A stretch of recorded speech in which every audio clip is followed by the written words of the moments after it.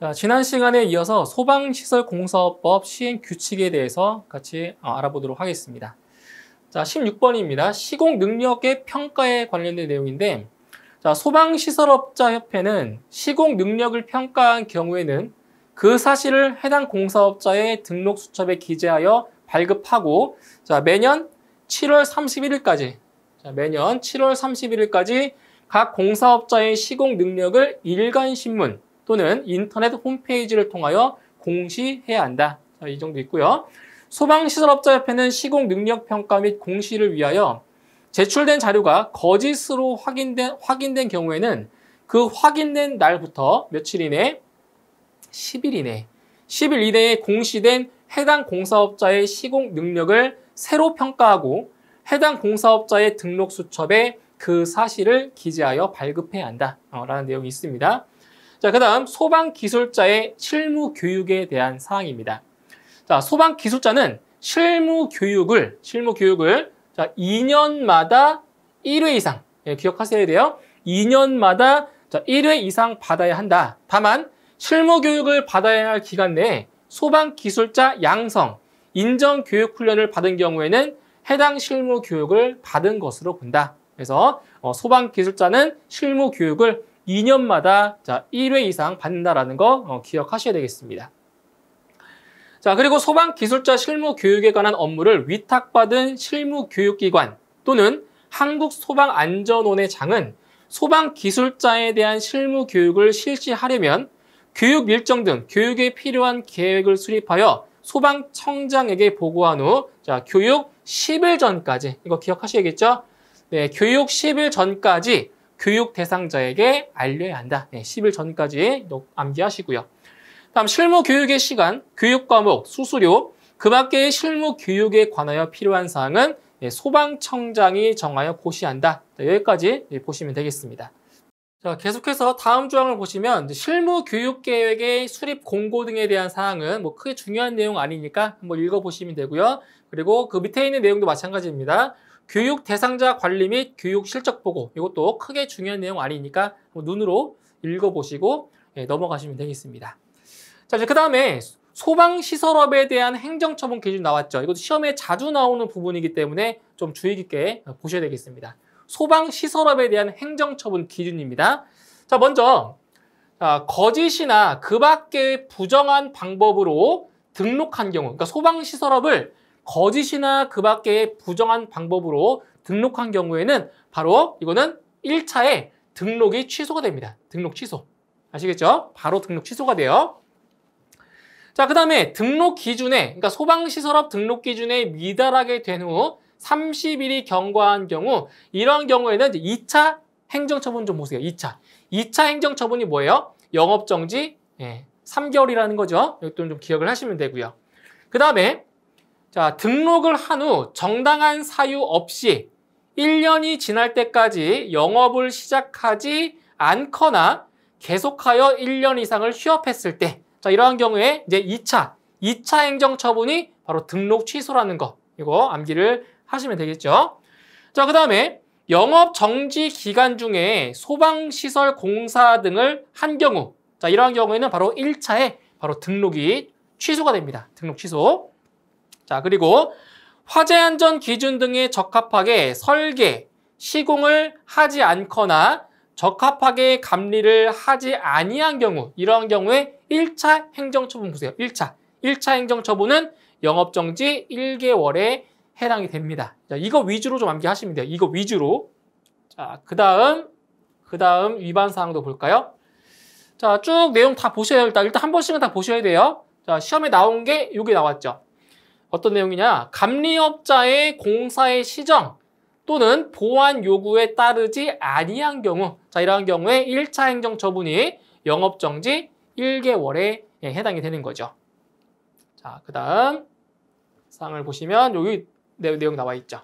자, 아래쪽에 보시면 사업 수행 능력 평가에 관한 서류를 위조하거나 변조하는 등 거짓이나 그 밖의 부정한 방법으로 입찰에 참여한 경우, 이러한 경우에 1차 행정처분 기준이 영업정지 3개월이고요.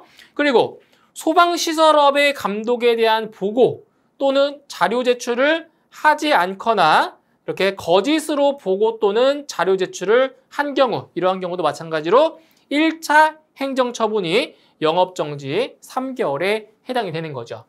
자, 그리고 이제 마지막으로 정당한 사유 없이 소방시설업의 감독에 대한 업무시 관계 공무원의 출입 또는 검사, 조사를 거부, 방해 또는 기피한 경우, 자, 이러한 경우에도 1차 행정처분이 영업정지 3개월에 해당이 되겠습니다. 이렇게 해서 위반 사항에 맞는, 위반 사항에 따른 1차, 2차, 3차 이상 행정처분 기준을 구분해서 암기를 하셔야 됩니다.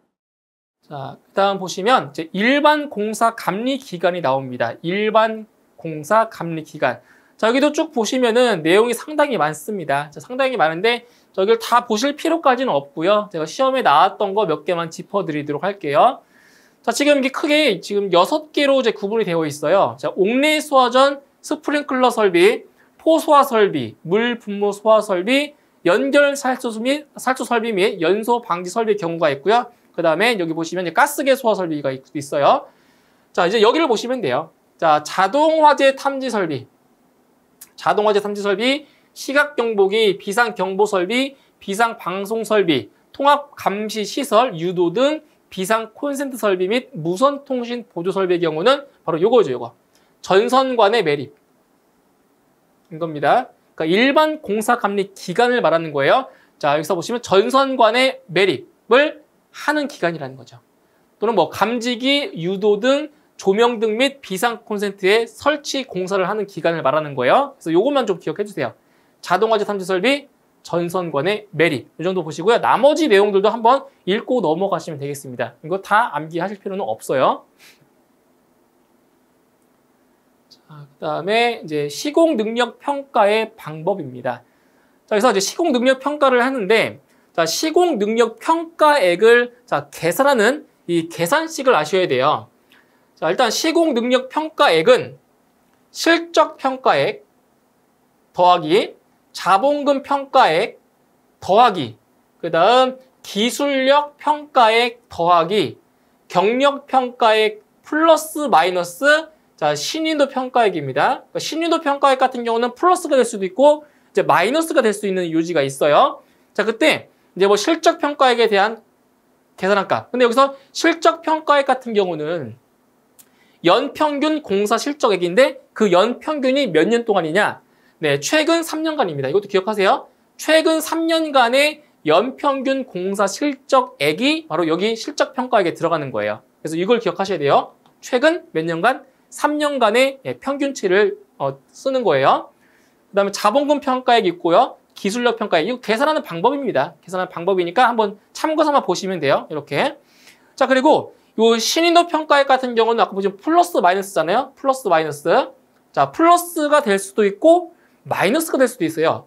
자, 그럼 언제 플러스가 되냐? 자, 보세요. 최근 1년간 국가기관, 지방자치단체, 공공기관으로부터 우수 시공사업자로 선정된 경우에는 플러스 3%입니다. 플러스 3%. 우수기관. 그 다음 예를 들어서 뭐 대통령 표창이다. 3% 플러스. 그 밖의 표창을 받는 경우는 플러스 2%의 신인도 평가액을 받는다는 거죠. 있습니다. 플러스 2% 이런 식으로 플러스가 되는 경우가 있고, 자, 마이너스가 되는 경우가 있어요. 여기 한번 보실까요? 최근 1년간 국가기관, 지방자치단체, 공공기관으로부터 부정당 업자로 제재 처분을 받은 사실이 있는 경우는 그때는 이제 플러스가 아니라 이제 마이너스가 되는 거죠. 그러니까 시공 능력이 다운되는 겁니다. 능력 평가액이 다운되는 거예요. 이런 식으로 뭐 최근 1년간 과태료 처분을 받은 사실이 있는 경우 이것도 마이너스 2%. 이렇게 되는 겁니다. 그래서 뭐 시험에 나왔던 거는 이 정도 시험에 나온 적이 있었습니다. 그래서 암기하실 부분은 여기에요. 시공 능력 평가액을 산출하는 이 공식을 암기하시고요. 그래서 빈칸, 예를 들어서 이런 식으로 빈칸을 채워놓고, 빈칸을 해놓고, 빈칸 안에 들어갈 내용을 써라, 골라라. 이렇게 문제가 출제되고 있기 때문에 시공 능력 평가액을 산출하는 저 공식 있죠. 공식을 암기를 하셔야 됩니다. 꼭 기억하시고요. 뭐 나머지 내용들은 그렇게 뭐, 주의문제도가 높지 않기 때문에 한번 읽고 넘어가시면 되겠습니다. 자, 그 다음에 소방 기술과 관련된 자격, 학력, 그리고 경력의 인정 범위입니다. 자, 보시게 되면 지금 등급이 나눠져 있어요. 어떻게 등급이 나눠져 있냐면, 자, 특급 기술자 있죠? 고급 기술자, 그 다음에 중급 기술자. 이제 다음 페이지 이제 보시면 이제 초급도 나올 거예요, 초급. 그때 이제 여기 보시면 왼쪽과 오른쪽에 지금 이제 그 인정 범위가 나오는데, 요 왼쪽에 있는 부분은 뭐냐면, 자, 전공자입니다, 전공자. 예, 소방을 전공한 자에 대한 기준이고요. 오른쪽에 있는 거는 비전공자인 거예요, 비전공자. 아시겠죠? 이렇게 구분하시면 돼요. 왼쪽에 있는 거는 전공자, 오른쪽에 있는 거는 비전공자라는 거예요. 예. 그래서 이제 어디를 보실 거냐면은, 자, 고급 기술자. 네, 고급 기술자를 보실게요. 박사 학위를 취득한 후 몇 년 이상? 1년 이상 소방 관련 업무를 수행한 사람. 그러니까 어떤 걸 암기하셔야 되냐면은 이 연도, 횟수를 암기하셔야 돼요. 그래서 박사 학위를 취득한 후에 1년 이상 소방 관련 업무를 수행한 사람, 그리고 석사 학위를 취득한 경우는 4년 이상의 실무 경력이 있어야 되고요. 자, 학사 학위를 취득한 사람은 7년 이상. 이걸 구분하셔야 된다는 얘기예요. 그 다음에 전문 학사 학위를 취득한 후는 10년 이상. 그러니까 전문대학교를 말하는 거죠. 그 다음 고등학교를 졸업한 후에는 13년 이상의 소방 관련 업무를 수행한 사람이 바로 자격이 된다는 거죠. 학력, 경력자. 자, 그 다음에 중급 기술자도 암기하셔야 됩니다. 중급 기술자. 그러니까 고급 기술자보다는 좀 더 등급이 낮기 때문에 이런 횟수가 좀 더 어떻게 되겠어요? 더 낮아지겠죠. 작아지겠죠. 보세요. 박사 학위를 취득하기만 하면 돼요.